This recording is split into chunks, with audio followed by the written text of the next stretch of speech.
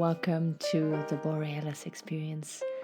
I'm your host Aurora, life coach and companion on this beautiful adventure called life. I hope you are feeling safe. I hope you're feeling hopeful. I hope you feel good. If you don't feel good, if you're not in a good place right now and you tuned in, then I really hope I can bring you value. I can give you hope. I can empower you. I can make you aware of how precious and unique and beautiful you are and how much we need you to shine your light here on planet Earth. Today I want to talk about your mind. In episode 1 or in season 1, I talk about how everything is affecting our mind, our environment, our relationships, our shelter, our clothing, our body. Everything provides information and nurtures our mind or pulls our mind into weird directions. Today I want to talk about the importance of emptying your mind. And this expression comes from the one and only Bruce Lee. I'm a huge Bruce Lee fan. For people who know me, you know this about me, but maybe you are just a first timer here. And Bruce Lee, martial artist. And what he left behind is a legacy and so many beautiful quotes that, are incredibly nurturing, and they make so much sense and are so poetic at times. And one of his quotes is, "Be water, my friend, and empty your mind at times completely. Empty yourself out." I want you to notice over the next couple days, if not weeks, how much you consume on a daily basis. And I don't mean food when I talk about consuming, but what do you stimulate your brain with? What do you listen to? What do you see? Who do you interact with? Everything is being sucked in through your mind and put through filters. You generalize, you distort, you delete, because it's so much information that bombards you on an hourly basis, we can say even today. And your brain learns to distinguish what is important and what not. Sometimes we cut important stuff out because it's new information and it is just too much. And sometimes we let information in because we think, that's what we're used to. That's what we think is right. That's in alignment with our values from years ago. And at the end of the day, it is not serving you 100%. So what I want to say is that you bring tons of stuff into your mind, and some of the stuff is not really good.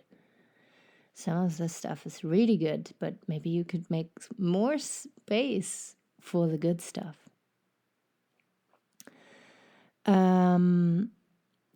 So the importance of emptying your mind is what I want to emphasize today.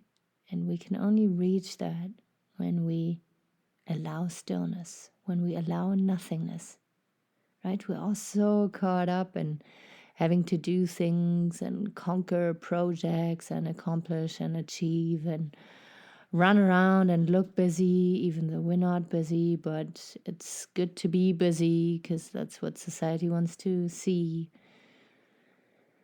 And from the early morning hours on, from the moment on you wake up, I want you to observe, what is it that you consume first?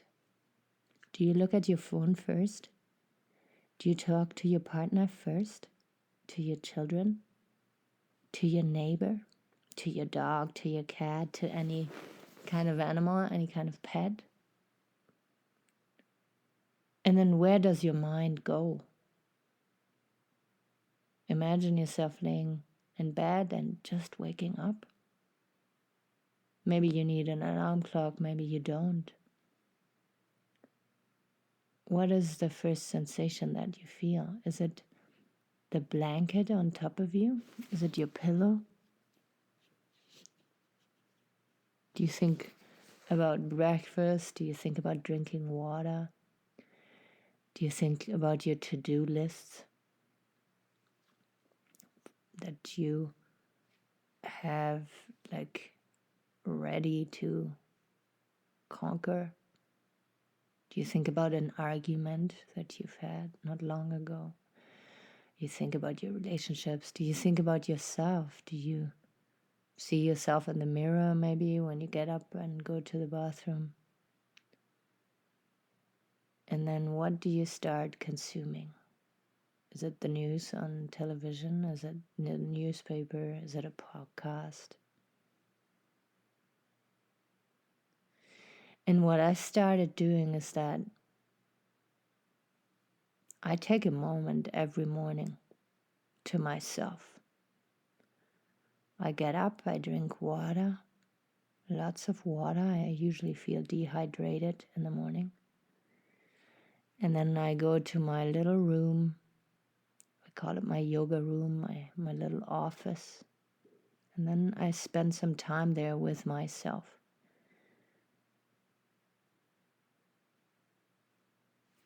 And I wake up.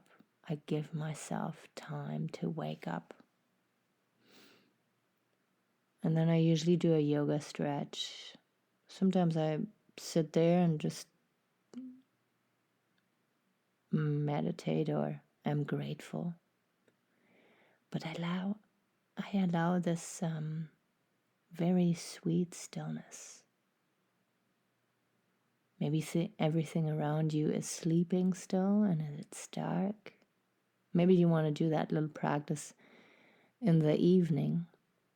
Maybe you are a trained yogi or meditation master, and this is like old news to you. But even then, I invite you to ask, okay, do you just follow a routine? Do you think you, really give yourself a break and stillness?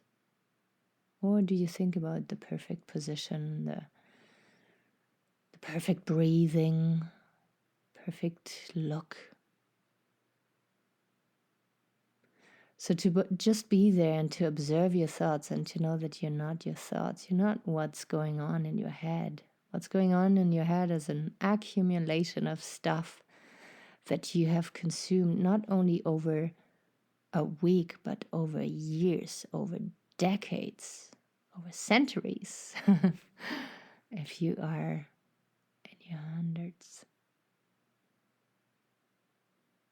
And then you can notice, okay, what are the thoughts you actually want to engage in? What is it that you want to drop once and for all?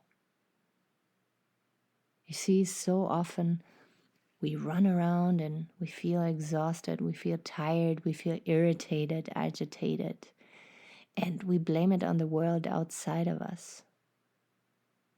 But all along, we don't see what's going on inside of us.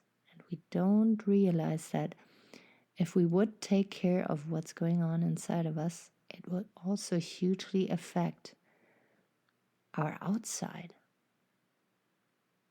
Did you ever notice how when you are calm and joyous, yes, you still might encounter people that are irritated and angry and aggressive, but you have an effect on the people around you. If you keep your cool, if you keep your sweetness.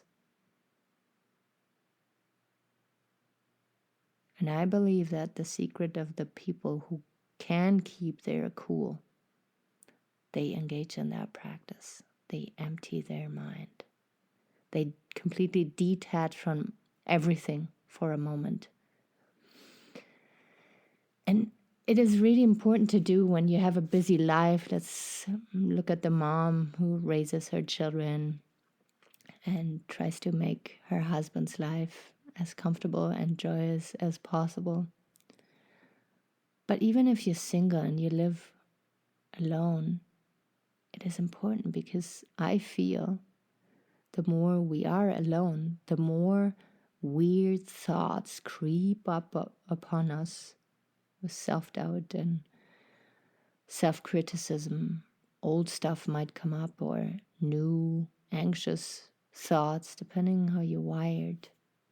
I feel when we live with people together, then we accumulate stuff inside of us, but we're also kind of involved with other people's needs and what's important to them. So it's important. What I mean, that it's important to practice this, no matter how your lifestyle is, no matter how busy you are, how lonely you are. And it is going to affect your relationships. It is going to affect the people around you. It is going to help you maintain a sense of self. And I find that so incredibly important, especially when you are in a relationship, but also when you are single and you feel like, I don't really enjoy myself, like myself. I need to change. I need to look at beautiful Instagram pictures and get inspired and blah, blah, blah. We're trying to add on because we don't feel enough. But I feel we need to strip away to feel better. We don't need to add on. I think we have everything inside of ourselves to be successful in any way we want. We are so resourceful, yet we don't see it at times. And when you allow stillness, when you allow your thoughts to float by and to really pick and choose which thoughts are beneficial, which habits, which behaviors are going to get you closer to your dreams and your goals, then you can make very, very wise decisions for yourself.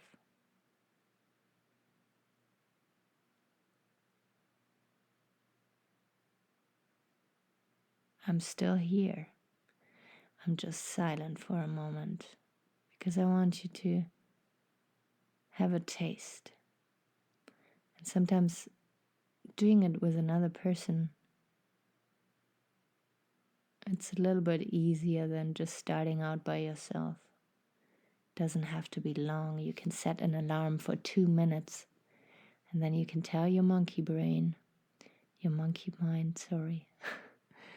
that you're just emptying your mind for a moment, and then you can get back to where you left off.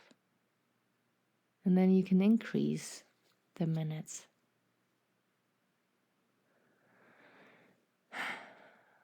My body usually asks for a deep breath. As soon as I start that little practice, my body is like, this is the part where I actually get to breathe deeply. Because all day long I breathe in a shallow way. And now I can breathe deeply. So it is not only going to affect your mind and your relationships, but it's going to hugely impact your body, your physique as well. You're going to become more resilient to the BS out there and all the stress, all the change. You will feel more okay with yourself, more grounded, more confident. You can close your eyes or you can keep them open. Of course, you don't do that while operating machinery or driving around.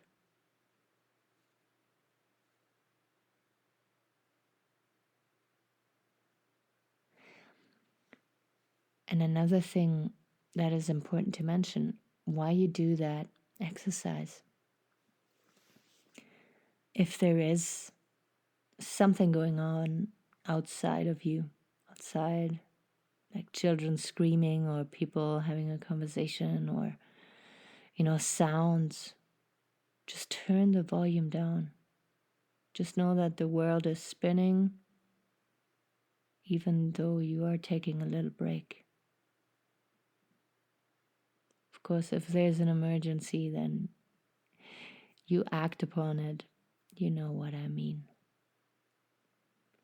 And to notice if there is sounds, how your mind reacts. Do you get irritated right away? Do you kind of roll your eyes and are like, fuck, I never get a second to myself? Why is that so loud? Well, that's just the start, the irritation. It will go away with time. And you will notice that, stuff can go on outside of you, but it doesn't need to bug you. You could change the story about it. If it is children screaming and playing, just think to yourself, you were a child at some point. It's okay. They are enjoying themselves. And maybe we can learn to be a little bit more playful in the future. So instead of getting irritated with disruptions, interruptions, try to make a beautiful story about it and know that we're all connected. We're all together in this. We all feel the feelings from others. This is why it's so important to take a break at times and to allow silence, to be in stillness, to be with yourself, to stop running away from yourself, because you can't escape yourself. Yes, you can distract yourself. You can add and distort and, be really loud and active about running away from yourself. But you can never escape yourself. So why not sit with yourself and see what's coming up? Befriend your inner child, your inner self. Thank you so much for sharing some time with me today. Thank you so much for being there. I appreciate you so much. Take really good care of yourself, and I will be out there very soon again. Bye-bye.